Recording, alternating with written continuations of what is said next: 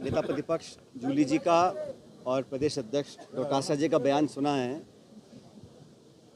इतिहास गवाह है, इस देश की प्रधानमंत्री जिन्होंने अपने पेट में 32 गोलियां खाई, एक वर्तमान सिटिंग प्राइम मिनिस्टर को शहीद किया गया, उस ऐसी महान नेता के बारे में।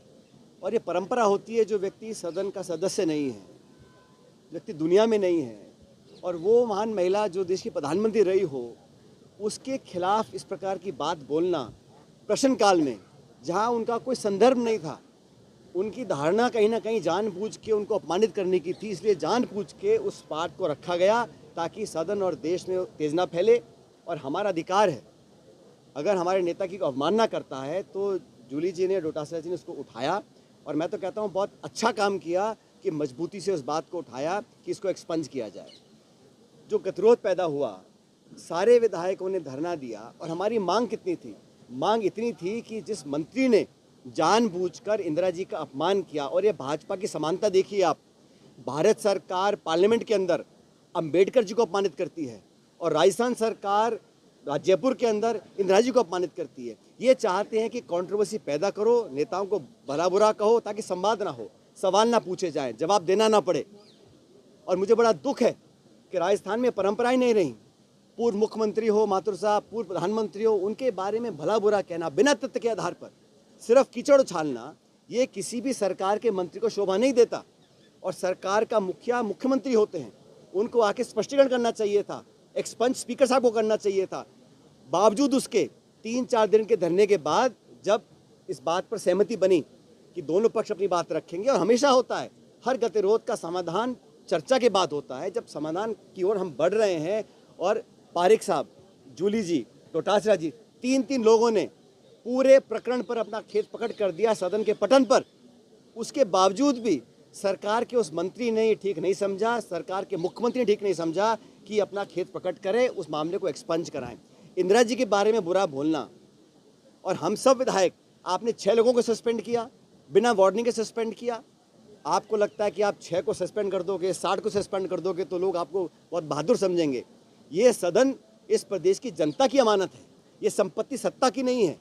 सत्ता विपक्ष दोनों गाड़ी के 2 पहिए हैं, और एक भूमिका हम लोगों की भी है।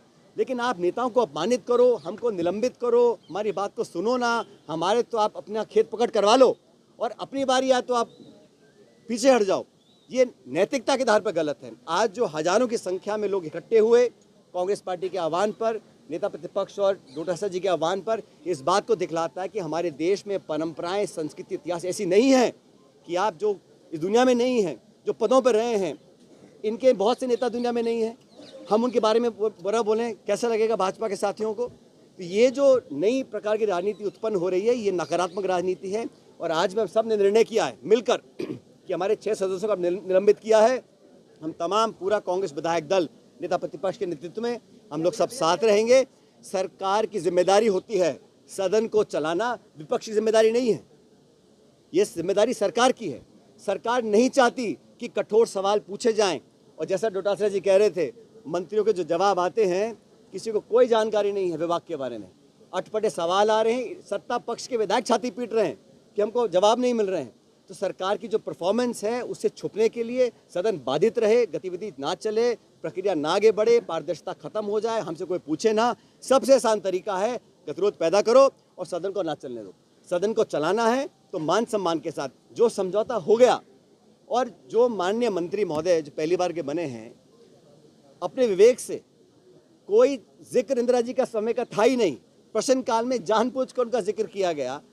और उससे बड़ी बात यह कि जो प्रदेश के प्रभारी हैं भाजपा के, अग्रवाल जी, वो क्या टिप्पणी कर रहे हैं?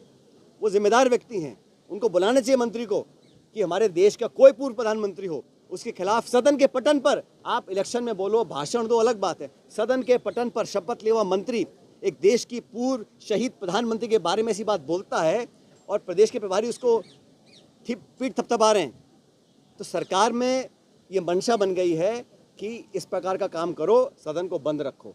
लेकिन जनता जागरूक है, और कांग्रेस पार्टी का तमाम कार्यकर्ता, और आपकी मैं गलतफहमी दूर कर दूं, हमारे नेता प्रतिपक्ष जूली जी हैं और प्रदेश अध्यक्ष डोटासरा जी हैं, और हम सब लोग जो विधायक हैं, इन दोनों के साथ मिलकर काम कर रहे हैं पूरी पार्टी ने। ये व्यक्तिगत इशू ही नहीं है। इशू ये नहीं है कि जूली जी ने क्या बोला, गोविंद जी ने क्या बोला। इशू ये है कि जिस मंत्री ने इंदिरा जी को अपमानित किया, सदन के पटल पर देश के सामने अपमानित किया, उस पर खेद प्रकट करने में उनकी नाक कट रही है। और ये जिम्मेदारी एक मंत्री की नहीं मानता हूं मैं, ये पूरी सरकार की जिम्मेदारी है। मंत्री अकेला नहीं है। और जो झगड़े चल रहे हैं, अब डॉक्टर किरोड़ी मीणा जी कह के थक गए कि मेरा फ़ोन टेप हो रहा है, मेरा फ़ोन टेप हो रहा है। ना तो उनको निकालते हैं, ना उनको काम देते हैं। तो आपस में गतिरोध, मल्टीपल पावर सेंटर, ब्यूरोक्रेसी सरकार में खिंचाव और दिल्ली जयपुर में जो तनाव है, उसका कारण है कि सदन को चलाना नहीं चाहते। लेकिन हम लोग आज भी कह रहे हैं, सिर्फ वो मंत्री या सरकार का मुख्यमंत्री ये बोल दे एक्सपंज कराकर कि इंदिरा गांधी जी के प्रति हमारी कोई दुर्भावना नहीं है, इतना मात्र हम लोग डिमांड कर रहे हैं। अगर वो भी नहीं करना चाहते हैं तो फिर हम लोग भी यहाँ बैठे हैं, सरकार भी यहाँ बैठी है। हम लोग डट के मुकाबला करेंगे, पूरे प्रदेश देश में करेंगे। और हमारे 6 साथियों को निलंबित किया है, लेकिन हम 66 लोग हैं। हम एकजुटता के साथ रहेंगे और सदन को अगर सरकार को चलाना है तो उनसे माफ़ी मंगवा लें। हम सदन को चलाने के लिए तैयार हैं। पायलट साहब, आपकी बात माने तो आप लोग ट्रैप में नहीं पड़े।